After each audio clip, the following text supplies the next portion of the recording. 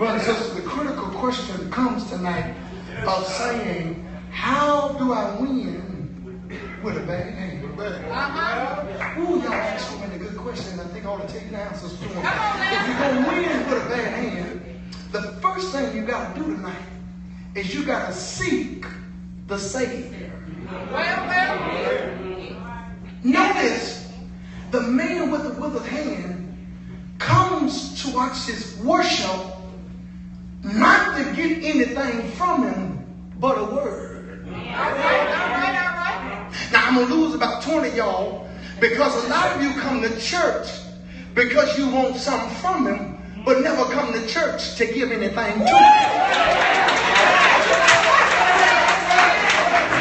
I love it because he doesn't come because he wants a healing. He comes because he needs a word.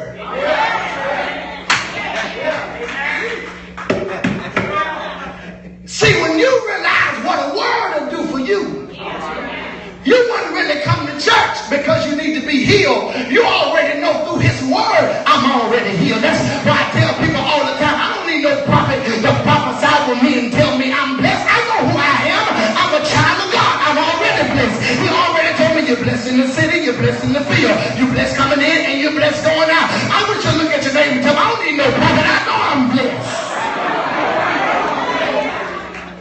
He comes to worship, seeking the Savior.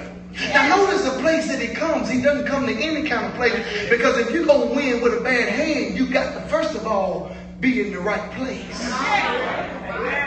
Problem, a lot of us can't be healed and delivered. Watch this.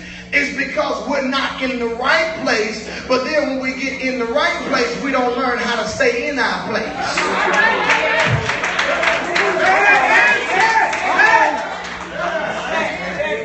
Let me try this way.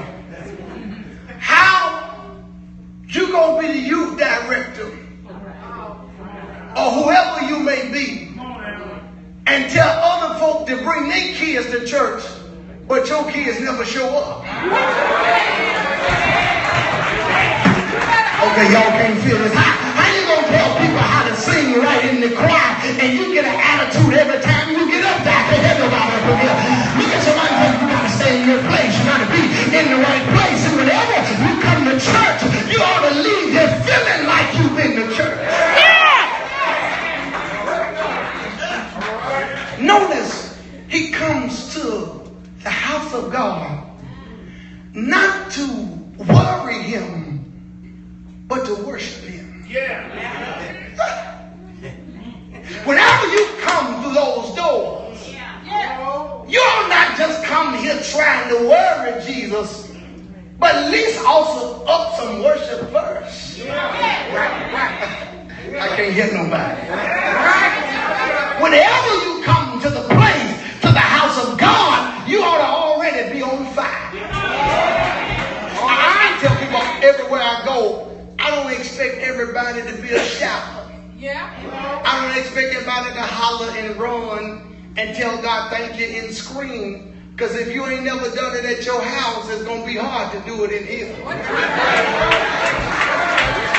If you ain't never got happy riding down the street, you ain't gonna get happy up in here. Hold up, but one of the folk in here who can testify, preacher, I had to catch myself while I was driving before I slipped off my hand, because when I started